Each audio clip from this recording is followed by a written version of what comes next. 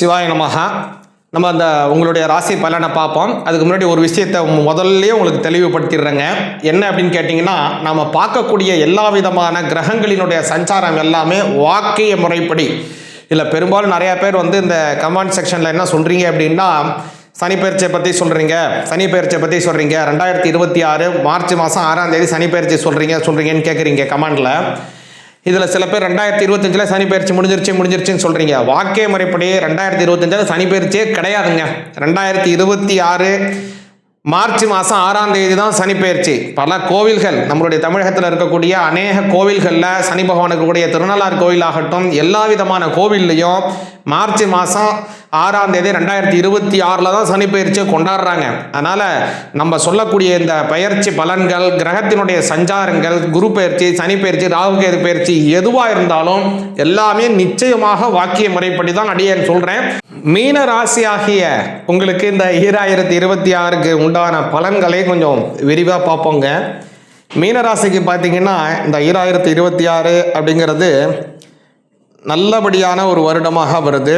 ஏற்றமான பல சூழ்நிலைகள் இருக்குது. குறிப்பாக இடம், அசையும் சொத்துக்கள், அசையா சொத்துக்கள் போன்ற எண்ணற்ற விஷயங்கள் செய்யக்கூடிய ஆண்டாக இந்த ஆண்டு வருதுங்க. குறைஞ்சபட்சம் நிறைய சொத்துக்கள் வாங்க போகிறீங்க, அல்லது ஒரு சொத்துக்கள் வாங்கலைன்னா கூட நிறைய நகையில் முதலீடு செய்யக்கூடிய அமைப்பு வருதுங்க. மீனராசிக்காரர்களுக்கு நகை இந்த வருஷம் கண்டிப்பாக வாங்குவீங்க. மீனராசிக்காரங்க நினைக்கலாம், சுவாமி என்ன இப்படிலாம் சொல்கிறீங்க, இப்போது நகையோட ரேட் என்ன போயிட்டுருக்கு தெரியுமா உங்களுக்கு அப்படின்லாம் நீங்கள் நினைக்கலாம். கவலையே படாதீங்க. அதற்குண்டான நல்ல யோக பலன் இருக்குது. 4ஆம் இடம் அப்படிங்கிறது ரொம்ப முக்கியம். அந்த 4க்கு உடையவர் மீனராசிக்காரங்களுக்கு புத பகவான். 10ஆம் பாவம் ஜீவனஸ்தானம்னு பேர். அந்த ஜீவனஸ்தானத்திற்கு உடையவர் குரு பகவான். இந்த 4ஆம் அதிபதியும் 10ஆம் அதிபதியும் பரிவர்த்தனை செஞ்சால் அந்த வருடமே ஆரம்பிக்குது. 4-10 பரிவர்த்தனா யோகம், கிரக பரிவர்த்தனா யோகம். சரி, இது என்ன செய்யும் அப்படின்னு கேட்டிங்கன்னா, 4ஆம் இடம் சொத்துக்கள், அசையும் சொத்துக்கள். அதே இடம் பார்த்திங்கன்னா உபயராசியாக வருது. உபயராசின்னா மூவபுள், இம்மூவபுள் ப்ராப்பர்ட்டிஸ் ரெண்டுமே வந்துடும். நகை, ஆபரணங்கள், அதே மாதிரி ஷேர் மார்க்கெட் இன்வெஸ்ட்மெண்ட், இதுவுமே 4ஆம் இடத்துல வந்துடும். வாகன யோகம், உல்லாசமான விலை உயர்ந்த வாகனங்கள் வாங்கிறது, அதுவுமே இதில் வந்துடும். 4ஆம் பாவத்தில் வந்துடும்.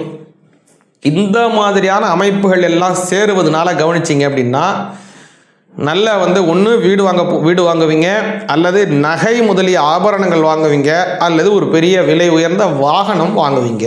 இந்த 3ல் நிச்சயமாக 2 நிச்சயமாக நடக்க போகுது மீனராசிக்காரங்களுக்கு. 1 அடுத்ததாக கவனிச்சிங்க அப்படின்னா, சனி பகவான் உங்களுடைய ஜென்ம ராசிக்கு வராரு.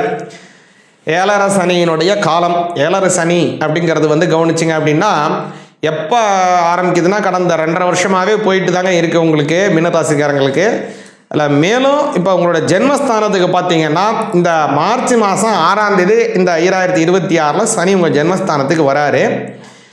நம்ம இந்த பலன்களில் என்ன முக்கியமானது கவனிக்கணும் அப்படின்னா, உங்களுடைய முதல் 2, 3 அப்படிங்கிறத முடிவு பண்ணிங்க மீனராசிக்காரங்க. அதாவது நீங்கள் பிறந்ததுலேருந்து 25 வயசுக்குள்ளே இந்த 7.5 வருது, இந்த 7.5 சனி நடக்குதுன்னா முதல் சொத்து உங்களுக்கு. 25லேருந்து ஒரு 55 வயசுக்குள்ளே உங்களுக்கு இந்த 7.5 வருது, இந்த 7.5 சனி நடக்குதுங்க. எனக்கு 25 வயசுலேருந்து 55 வயசுக்குள்ளே இருக்கீங்க நீங்கள், இப்போ 7.5 நடக்குதுன்னா 2வது சொத்து. இதை நல்லா புரிஞ்சுங்க. சரி, 55லேருந்து அடுத்ததாக 85 வருடம் இதுக்குள்ளே உங்களுக்கு 7.5 வருது அப்படின்னா இது 3வது சொத்து. 85 வயசுக்கு மேலே எந்த வயசாக இருந்தாலும் சரி தான், அப்போது உங்களுக்கு 7.5 வருது அப்படின்னா அது 4வது சொத்து. இது என்னங்க முதல் சொத்து, 2வது சொத்து, 3வது சொத்து, 4வது சொத்து, நீங்கள் கலராக சுற்றிட்டு இருக்கீங்க அப்படின்னு நினைக்காதீங்க மீனராசிக்காரங்க. இது என்ன சுற்று அப்படின்னா, முதல் உங்களுடைய ஆயுட்காலத்தில் முதல்ல வரக்கூடியது முதல். 2வது சுத்து வந்தார்னா 2, 3வது சுத்து வந்தார்னா 3, 4வது சுத்து வந்தார்னா 4வது சுத்து. சரி, முதல் சுத்தில் 4 சுற்றுல யாராவது உயிரோடு இருப்பாங்களான்னு நினைக்காதீங்க. நிறையா பெரிய பெரிய மகான்கள், நிறைய பிரமுகர்கள், முக்கியஸ்தர்கள் நிறையா பேர் இருந்திருக்காங்க. 4 சுத்துக்களாக இருந்திருக்காங்க. 4 சுத்து பார்த்தவங்க நிறையா பேர் இருக்காங்க.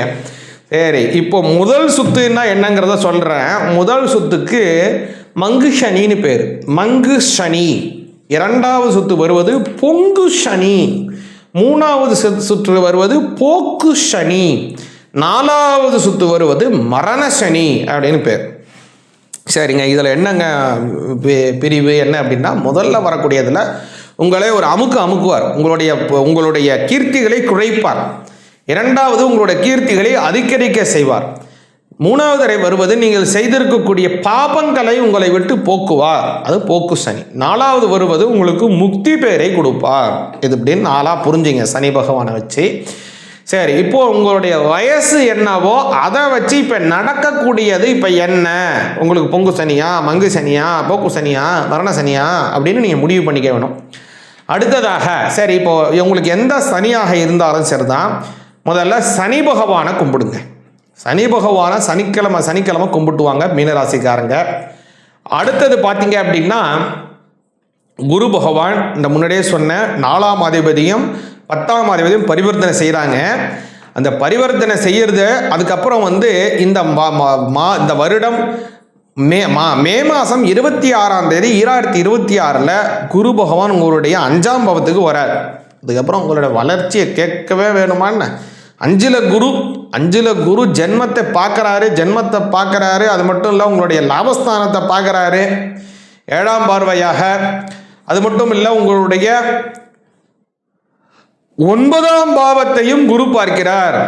5ல் குரு 9, 11 ஜென்மம் ஆகிய முக்கிய ஸ்தானங்கள் பார்வை பெறும். திருமணம் ஆகாதவங்களுக்கெல்லாம் திருமணம் நடக்க போது, குடும்பத்தில் நல்ல சந்தோஷங்கள் ஏற்படும், அபரிமிதமான வளர்ச்சிகள் அமையும். அதே போல் எண்ணற்ற நன்மைகள் நடக்குங்க மீனராசிக்காரங்களுக்கு. அதே மாதிரி கவனிச்சிங்கன்னா இன்னொரு முக்கியமான விஷயம்னா ராகு கேது பயிற்சி இந்த வருடத்தினுடைய நவம்பர் மாதம் 13ஆம் தேதி 2026 நடக்குதுங்க. இந்த ராகு பகவானை கவனிச்சிங்க அப்படின்னா உங்களுடைய 12ஆம் இடத்துலேருந்து 11க்கு மாறுறாரு. மீனராசிக்காரங்களுக்கு யோக பலன் 5க்கு வராரு கேது பகவான். ராகு கேது பயிற்சி அதிகமான நன்மைகளை தரக்கூடியது மீனராசிக்கு தான். அதனால் கவலையே படாதீங்க. குரு மாறிட்டால் கூட உங்களுக்கு குருவினுடைய பார்வை 7.5 சனியினால் ஏற்படக்கூடிய உபாதையை நிச்சயமாக குறைக்கும். பரிபூர்ணமான நல்ல அனுகிரகங்களை தருவார். ஏற்றங்கள், பல வகையான நல்ல மாற்றங்கள், குடும்பத்திலே நல்ல சுபிக்ஷங்கள் எல்லாத்தையும் கொடுப்பாரு. சனிக்கிழமையில சனி பகவானுக்கு கும்பிட்டுவாங்க.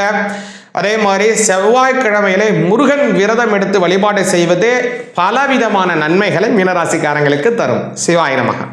பரிபூர்ணமாக இந்த 2026 உங்களுக்கு நல்ல பலனை கொடுக்க வேண்டும். உங்களுடைய குலதெய்வம், இஷ்ட தெய்வம், பெரியோர்கள், முன்னோர்கள், மகான்கள், ஞானிகள், குருமார்கள், சித்த புருஷர்களினுடைய பரிபூர்ணமான அனுகிரகம் உங்களுக்கும் உங்களுடைய குடும்பத்தாருக்கும் உங்களுடைய சந்ததிகளுக்கும் நல்லா கிடைக்கணும் அப்படின்னு இந்த சமயத்தில் நான் பிரார்த்தனை பண்ணிக்கிறேன். இந்த 2026ஆம் வருடம் உங்களுக்கு வாழ்க்கையில் நல்ல பரிணாமத்தையும் கொடுக்க வேண்டும்.